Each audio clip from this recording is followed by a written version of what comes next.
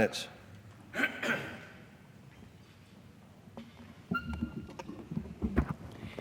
Mr. Speaker, the saga continues, and there seems to be no end in sight for the Trump administration's growing legal and ethical problems. Every day another shoe drops, or at least another foot is inserted into the administration's mouth.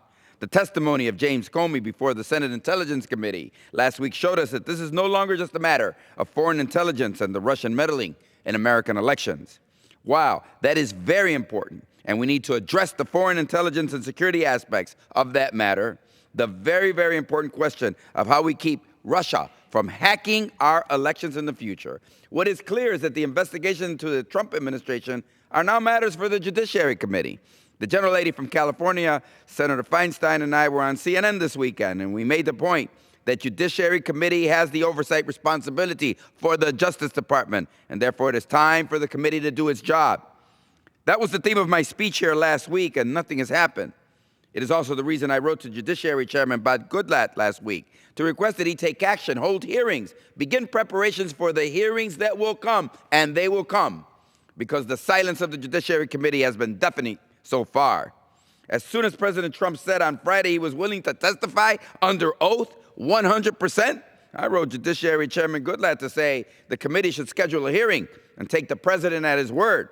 Now, I don't think the chairman will invite the president, a man he campaigned for, because the role of the House Judiciary Committee right now is to protect the president at all costs, shielding the president from tough questions instead of representing the people's interest. In doing so, Judiciary Republicans and House Republicans in general are getting deeper and deeper into bed with this president. You see, they have a whole agenda, and they're counting on this president to help them cut taxes for people with trust funds while cutting health care, education, child care, civil rights, and voting rights for people who work for a living. Mr. Speaker, the House Judiciary Committee ought to be in the middle of congressional examinations of the Trump administration, and so far, they've been on the sidelines. Is it no longer the practice of the House of Representatives to hold oversight hearings? Is it no longer the practice of this body to hold the executive branch and the White House accountable? I've never seen an administration more in need of congressional oversight than this one, yet the Congress does not dare do anything that might cause the president to call someone out in one of his dawn Twitter rants. We know that the administration has a policy now, this administration, of not cooperating with congressional oversight, instructing agencies not to comply with inquiries from members of Congress unless they're a committee chairman, all of whom happen to be Republican. I'm sorry, Mr. Speaker, but the president and his administration are accountable to over 320 million Americans, all 435 members of this body and 100 senators as well, regardless of their party affiliation.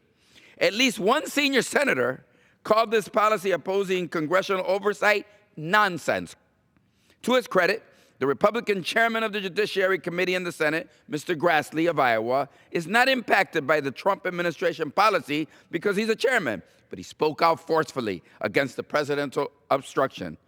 See, my friends, that's how you do it, the way Mr. Grassley did it. Follow his example. And then there is our old friend, the former speaker, and an advisor to the president, Mr. Gingrich, who is now advising the president to terminate Mr. Mueller, the former FBI director investigating the president and his subordinates, including the family members of the president.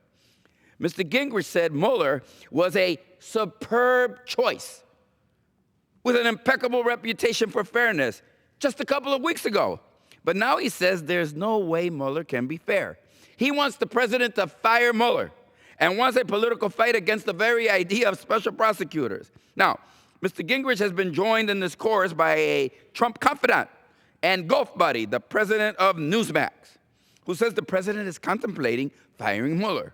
Mr. Speaker and Mr. Former Speaker, if you want to see the president on a fast track to impeachment, then he should take this advice and fire Mueller. If you want to see this president in the express lane to impeachment, no ifs, ands, or buts, then go for it.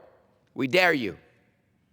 Even the Judiciary Committee, which has shown no interest in doing anything other than rubber stamping this administration's agenda, would be forced to take action.